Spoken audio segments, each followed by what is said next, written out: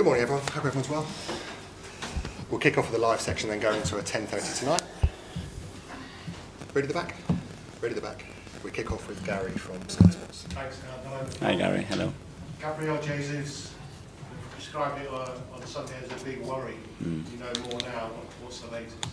Yeah, we know more now, and it's not looking good at all. But we need to review one more specialist, so probably we'll have the total information this afternoon.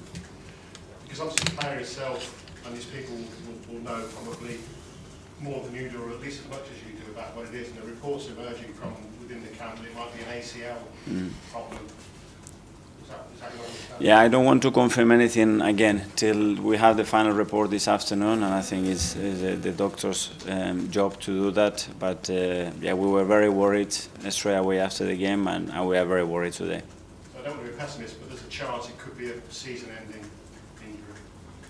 Well, again, let's wait till this afternoon. Any other players who've been injured who might be available for you tomorrow?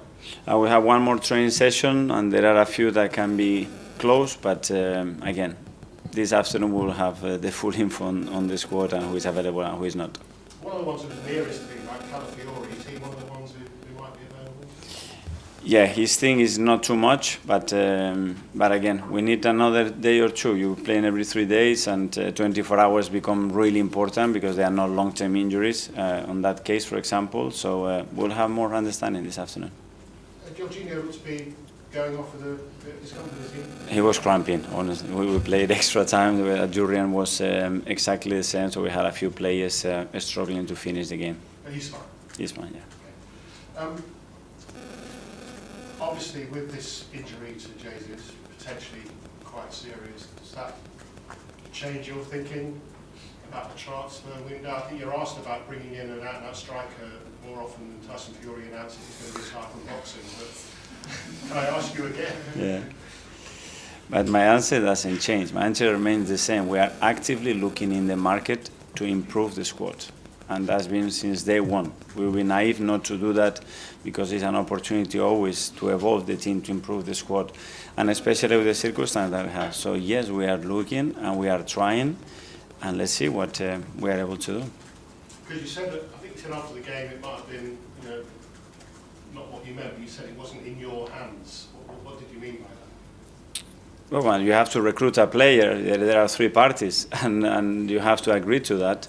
And we have our limitations as well, like any other club. So we can do what we can do, and we plan our squad, and we have our limits to do what we want to do, and that's it. So the fact that I love a lot our players doesn't mean that we cannot think about improving. I'm not that stubborn, and we all want the same. That we use every opportunity to improve the squad daily, and when the market comes in, we can do that to make sure that we have the best resources and the best capacities to compete in the manner that we want.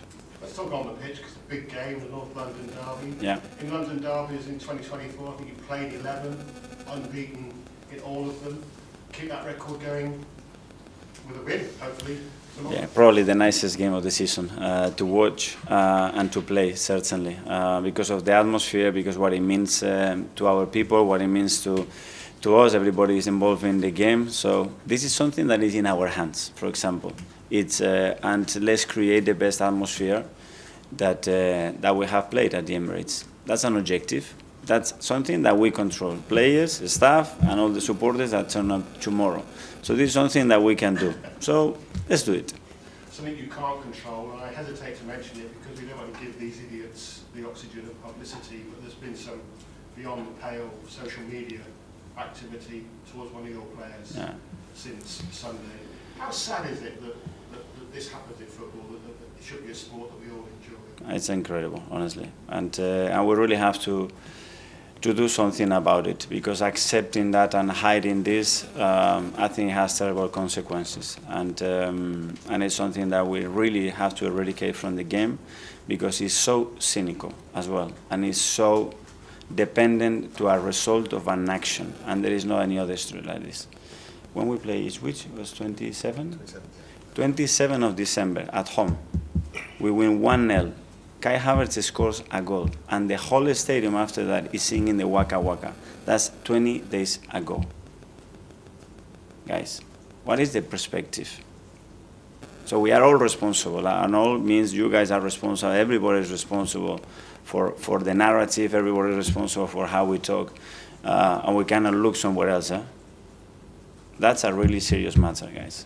And it affects him, and it affects me, it affects everybody that is in the industry in the way. And we can accept, and we say that's our job, yes, but there are certain limits, and the line has to be drawn. And we put a lot of attention on that about technology and what is next in football. The next in football might be that this is prohibited. It cannot happen. That's it. That's what we should aim for. Well said, Mikel. Thank you. Good. We'll go to Niv from the Premier League. Hello. You've been the Arsenal manager for 5 years. The amount of injuries you're dealing with this season, missing key players, is it toughest to experience? And from your perspective, does it mean you try to be out there and be more creative with the style of play and try to find solutions? Yeah, for sure. Obviously, it's the most challenging period that we had, especially because we lost very, very important players in crucial moments. But I don't know, things happen for a reason in this life. We have to adapt with everything that happened. Still, look how the team performs. Okay, we didn't win the other day. But you have to go in a competition. Let's go out like this when you've been infinitely better than the opposition again. And on Wednesday we have another one. Probably the best timing to play because we know what it means, that game, for all of us. So let's face it, the circumstances are what they are. Let's embrace them and let's get the best out of that, because even with all that, look how the team plays. I remember previously when I asked you about Ange Postecoglou, you mentioned you have big respect for him, Yeah. for the style of play, for his thinking, for his principle. I can imagine this respect is being bigger now because he's dealing with injuries as well. He's being very, still being resilient and trying to find solutions and trying to be competitive as well. But that's our job, and it's very difficult to predict that those things are going to happen. But about how we react, again, this is something that is in our hands. You can feel sorry for yourself, start to find excuses, or face it. And I think Angie's done that, and last year I think they have some difficulties as well, and he dealt in the same way, so I really respect that. And until last week, you haven't lost at home, competition for 9 months. Now you experienced 2 defeats in less than a week. How important is for the Emirates to be a fortress again tomorrow with great atmosphere and great support? Yeah, for sure. Understanding that that it was a long period, and it's something that gave us so much confidence, and obviously the fact that that we lost 2 games in the manner that we've done it is painful. Hi, Mikel, how are you? Good. You mentioned 2 words interestingly earlier, narrative and perspective. I think the narrative this year was that this was your time to go and win the title, especially with Manchester City not playing well.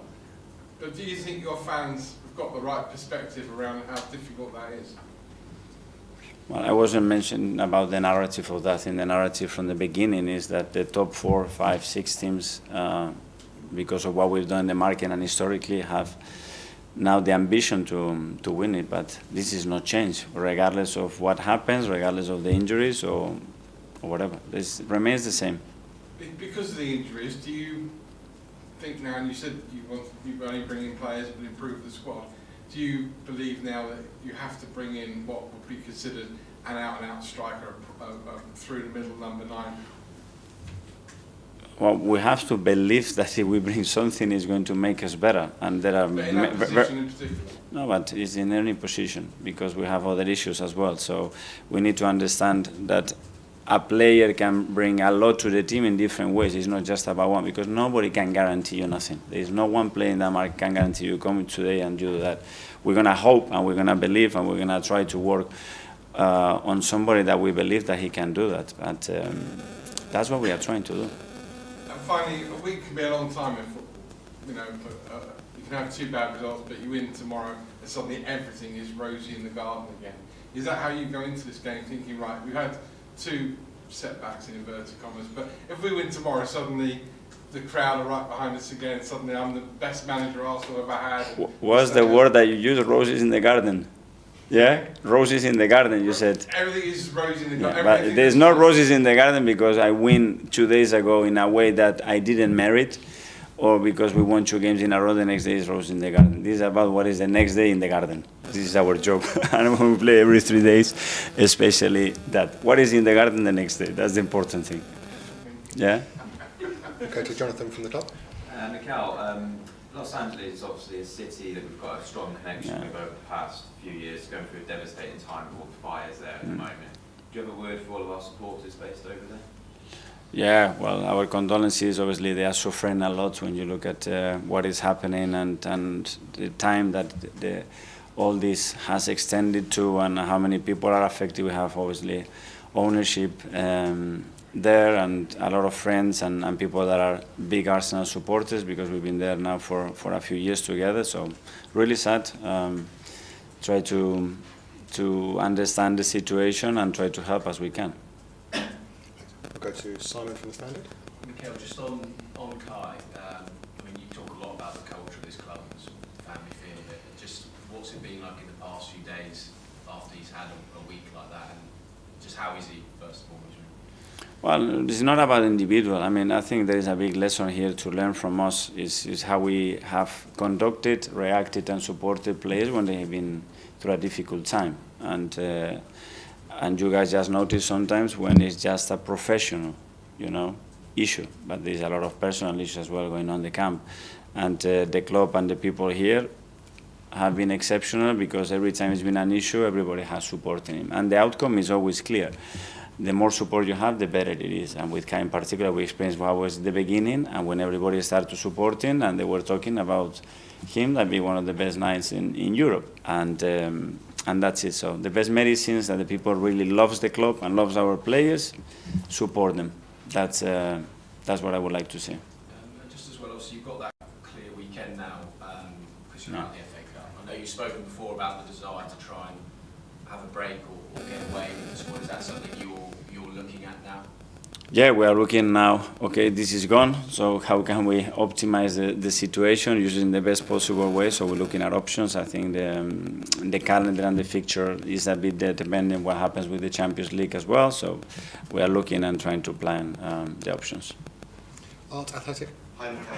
Hi. Just on that kind of potential week for a break, last year was one of the big things, almost just having that time to go through things you wouldn't have the time to in a week like this, where you're playing Tottenham on Wednesday, then Aston Villa on the Sunday, and there's almost no time to think.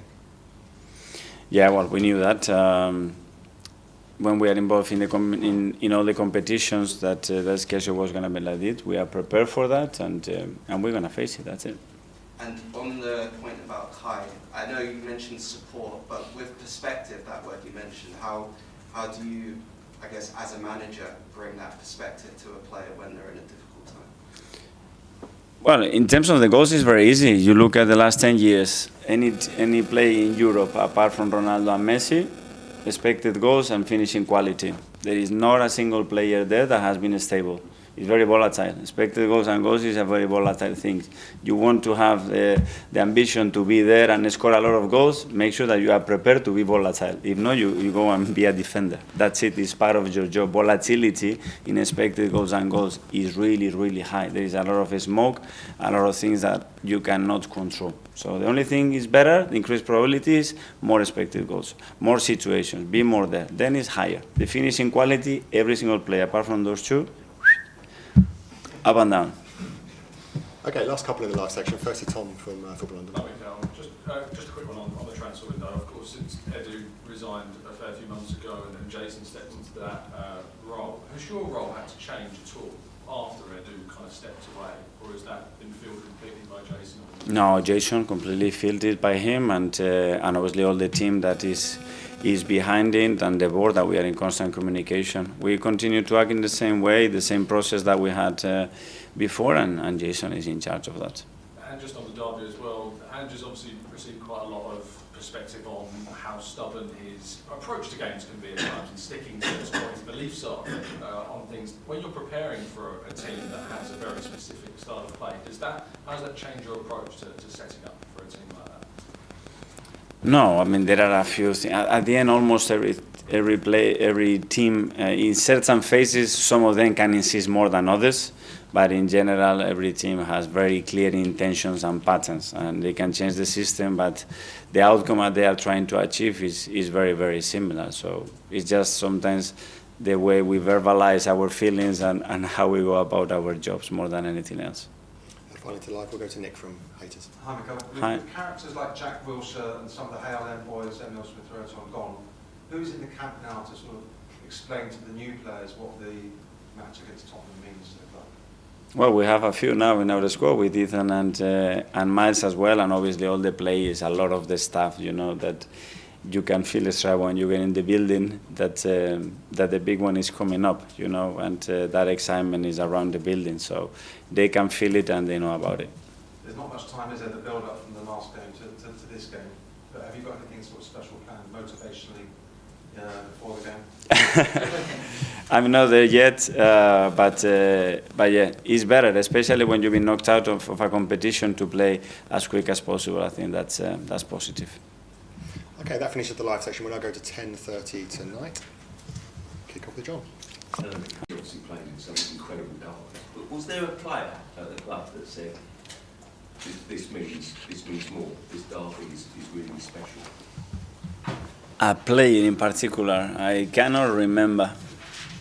I remember having a few conversations with Jack about it, because Jack as well was very passionate, that we all know about the rivalry, and he made it very public as well a few times, so that was all the time very, very viral. So that probably is something that is stuck in my head from a player's perspective.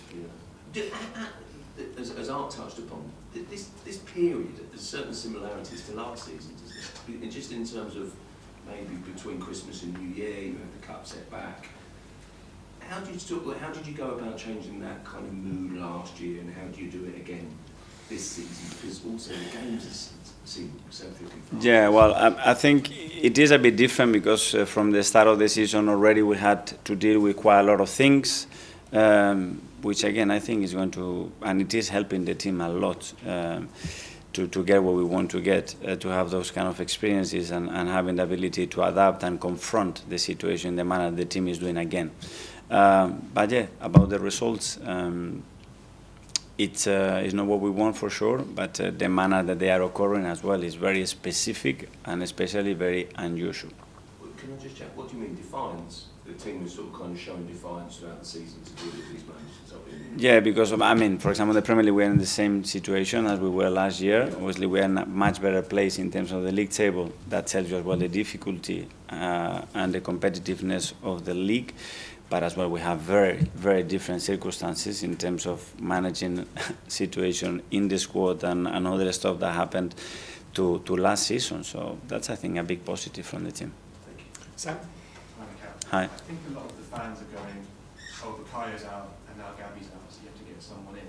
Those are obviously very different situations now, with Bukayo back maybe in a matter of a couple of months, whereas if it is as serious as feared with Gabby, it's going to be a long, long time, beyond this season, into next season, through the summer.